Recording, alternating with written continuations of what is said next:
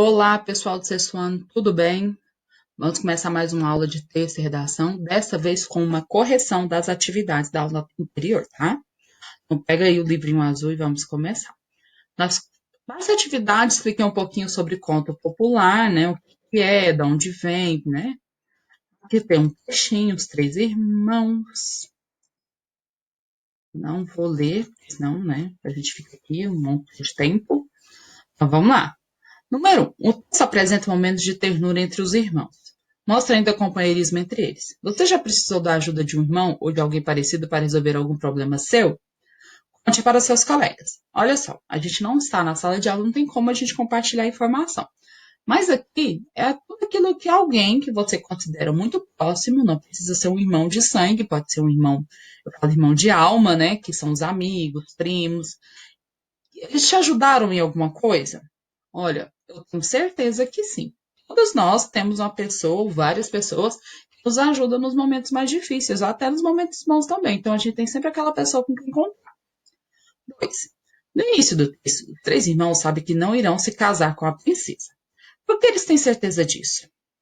Olha, porque eles são pessoas simples, né? Então, como eles poderiam casar com a princesa que pertence ao mundo da realeza, né? Então, eles acabam com essa ideia. Desiludidos, os irmãos saem da aldeia para procurar uma nova vida. O que aconteceu com eles logo após a saída da aldeia? Eles foram escravizados por seres que habitavam o povoado oculto entre as montanhas. Então, tinha um povo lá escondido. Para quem os viu, né, pensou que eles eram escravos. E fizeram eles trabalhar como escravos. Os irmãos conseguiram concluir a tarefa atribuída a cada um deles. Que recompensa eles ganhariam após o tempo? Eles conseguiram terminar a tarefa, né? Concluir a tarefa, porque eles eram unidos. Então, um ajudava o outro. Eles ganharam presentes mágicos. Vamos lá. Sobre o título. Assinar a alternativa que apresenta a função de um título. O título tem a função de dar a nós leitores uma ideia de assunto tratado no texto. Claro, né? O título tem essa função.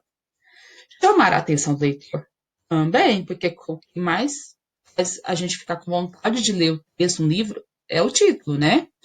O título traz o resumo da história? Não mesmo, nem pode, porque se você colocar um resumo no título, por que a pessoa vai ler a história? Instigar a leitura, ou seja, a gente fica curioso para ler? Uhum.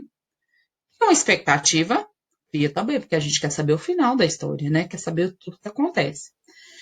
Então, ele deixa a gente bem curioso. Entrega o final da história? Não mesmo. Não pode ter final da história. Senão, para que a gente vai ler o livro, né? A gente vai ler o título. Os elementos da narrativa são destacados no título do conto lido. Olha, o título tem os principais personagens da história, tá? Que outro título você daria a esse texto? Porque é pessoal, vou deixar vocês aí colocar. Leia o último parágrafo do texto, da página 36. Imagine o que teria acontecido se um deles tivesse aceitado o convite do rei. Então, vocês me mandaram foto dessa tarefa. Eu vi lá algumas coisas. Pessoal também, é criatividade. Assim como a fábula, os contos populares são textos ficcionais, ou seja, não aconteceram na realidade. Leia o título a seguir e marque R real ou F para ficcional. Vamos lá. A vida de Tom Jobim, uma biografia, é real ou ficcional? Biografia fala da vida da pessoa, a gente estudou isso? Então é texto real. A lebre e a tartaruga, ficcional. A lenda da mandioca, ficcional. A moda da culinária gourmet, que é uma notícia, é real. Vamos aqui, deixa eu tirar minha carinha daqui, né? Aí. Em muitos contos populares é comum a presença dos objetos mágicos. Por que os três irmãos ganharam objetos mágicos? O que cada um deles ganhou?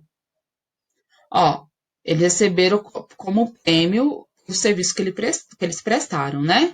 Durante que eles estiveram escravizados lá. O irmão mais velho ganhou um espelho mágico, o do meio um tapete voador e o mais novo ganhou uma rede de malha de aço para capturar o que quisesse. É uma rede como se fosse para capturar animal. Explica a importância desses objetos mágicos para a história. Olha, eles foram fundamentais para que os três salvassem a princesa, né? Vamos descer. Uma das características dos contos populares é transmitir ensinamento ao leitor. Comente com seus colegas o que você aprendeu com esse conto.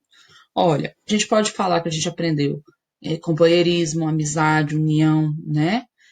Todos trabalhando junto, a gente consegue o melhor para todos. O conto popular apresenta personagens que ajudam a construir a narrativa. Escreve qual personagem da história corresponde à classificação dos quatro. Protagonista, quem são os principais? Os três irmãos. Os secundários são as princesas, os outros moradores, né? O monstro disfarçado de humano. Na narrativa, podem ser apresentadas as características físicas e psicológicas do personagem, conforme estudado no capítulo anterior. É possível identificar a característica física dos personagens principais do conto lido? Não é possível. Ele não traz detalhes para a gente de como são eles fisicamente. Apesar de ter ilustração, mas a gente tem que se atentar ao que está escrito no texto. Muitas vezes são as próprias atitudes dos personagens que revelam suas características psicológicas. Então, a gente observa o que eles estão fazendo para colocar a característica psicológica neles. Analisa o comportamento dos três irmãos e circula, né? Bom, determinado, espertos, corajosos, apaixonados e altruístas. Ou seja, sempre está pensando em ajudar os outros, né?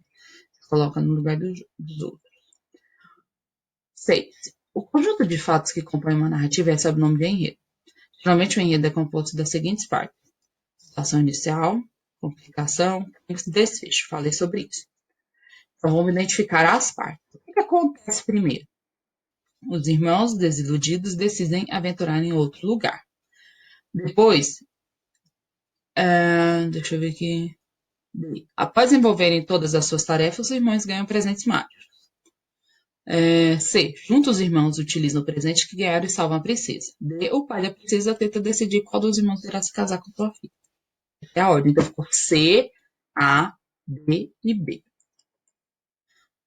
Os fatos de uma história acontecem em determinado tempo, que pode se referir à época em que ocorre ou à duração da história. O tempo dessa história é caracterizado como cronológico ou psicológico?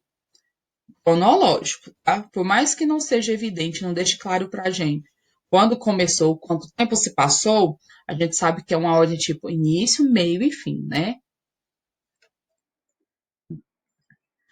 O lugar em um texto narrativo diz respeito ao espaço em que os fatos se desenvolvem. Em qual local ocorrem os fatos da história? Em um reino que não está muito claro onde é, né? Em algum lugar lá nas montanhas.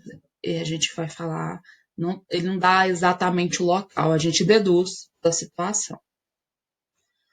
Tanto o tempo quanto o espaço são elementos apresentados de forma pouco definida no conto. Por que isso acontece nos contos populares? Olha só, esse negócio chama-se atemporal. Desse jeito, atemporal. O que significa isso? Ele pode ser. A gente não sabe quando ele foi escrito, a gente não sabe quem publicou, a gente não sabe, pode ter sido ontem, pode ser milhares de anos. Mas é atemporal porque ele serve para qualquer época, né, para qualquer tempo. O ensinamento que ele traz para a gente serve para os dias atuais, por isso que é chamado de atemporal. Leia agora outro conto. Quanto vale um rei? Esse conto é muito legal. Nesse conto, o narrador revela algumas características psicológicas do rei, demonstrando algumas de suas atitudes. Quais são essas características? Ele se acha, né? Ele é presunçoso. Ele acha que é melhor do que os outros por ter uma coroa na cabeça, né?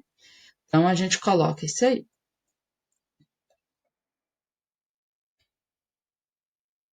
Leia os contos populares dos Três Irmãos e Quanto Vale um Rei. E vamos comparar aqui. Quem são os protagonistas da história? Os três irmãos, né? E o rei. No outro. Qual é o tipo de narrador da história? Os dois são narradores observadores. O espaço onde a história se passa é descrito com clareza? Nenhum dos dois é escrito com clareza. Não tem um local exato de onde acontece a história. E o tempo? Tem tempo na história? Fala quando, dia, hora? Não. Não se sabe o tempo. No ensinamento, olha, dos três irmãos, a gente pode falar que é importante trabalhar em grupo, e do rei que nosso valor não está nas nossas posses, não está nos nossos bens, e sim nos nossos valores. Vamos ler os dois trechos, três, né? Com base nas características do conto que você estudou, qual dos textos acima se refere a outro exemplo de conto popular? É o texto C, tá? Porque ele passa um ensinamento pra gente. Agora observe a tela a seguir e descreva a imagem apresentando o personagem de suas ações e espaços onde ocorreram os fatos. Recebi também as fotos dessa. Deixa eu voltar aqui. É vocês falar, ó. É um homem que está acima de um penhasco, observando o horizonte, parece estar pensando, né? Foco narrativo. Gente, isso aqui é muito fácil. É o tipo de narrador. Terceira pessoa, ele não participa da história. Primeira pessoa, ele participa da história. Agora eu leio esse trecho do conto. Aqui o trecho do conto. O texto lido apresenta qual o foco narrativo? Toda vez que aparecer qual é o foco narrativo, a pergunta está se direcionando a qual tipo de narrador. Então, terceira pessoa. Como você identificou isso? Gente, é só observar os verbos. Todos os verbos estão conjugados na terceira pessoa. Viram, viviam, andaram, eram, né? Ele está sempre falando dos três irmãos. Ele não participa. Agora, ler seguir um trecho do personagem do diário, né? 15 de julho, 15 de novembro, meu pobre diário. Aí, ó. Qual é o foco desse texto?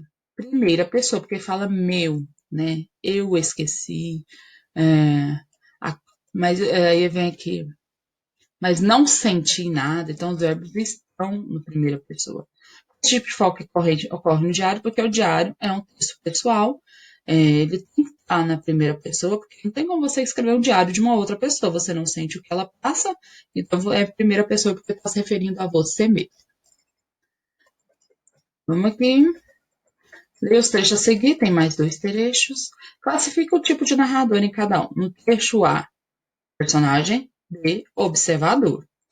O que mudaria em cada um dos três caso o foco narrativo fosse diferente? Olha só. No texto A, o foco narrativo está em primeira pessoa, ou seja, a história é contada por quem participou dela, né? Do ponto de vista. Se a gente trocar para a terceira pessoa, o leitor, nós leitores, vai ver a história de um modo geral, né? Sem a pessoalidade. E a mesma coisa acontece no trecho B, que aqui está em terceira pessoa, apresenta a visão geral dos acontecimentos. Se fosse primeira pessoa, a gente ia ver só um lado da história. Escolha um trecho de uma narrativa de sua preferência e muda o tipo de narrador. Quem não fez, faça e manda para a titia. Leia a tirinha a seguir. E aí, ele finalmente está em casa com seu fiel cão adormecido a seus pés. Viu alguns cães dormem aos pés de seus donos. O que o Snoopy fez? Scooby não, é Snoopy. Dormiu na cama do dono. Né? Com que finalidade o personagem lê um trecho de um livro para Snoopy? Para convencer ao Snoopy dormir aos pés e não no teto em cima da casinha. Porque vocês sabem que o Snoopy dorme não nem dentro da casinha dele, ele dorme em cima da casinha, né? Parecendo a minha cachorrinha que está aqui do meu lado. Só dorme. No trecho do livro lido por Charlie Brown, qual é o tipo de narrador empregado? Olha só. Pela primeiro quadrinho, ele está lendo, esse aqui é um trecho do livro, né? O narrador está em terceira pessoa, porque fala assim, ele estava, né? Sim. Agora eu crio um pequeno trecho para cada uma das situações apresentadas. Isso aqui vocês têm que fazer e me mandar, já fizeram, eu acho, né? Tem que responder tudinho. Então, galerinha, a nossa correção termina por aqui. Espero que vocês tenham entendido, tenham gostado e até o próximo vídeo. Tchauzinho.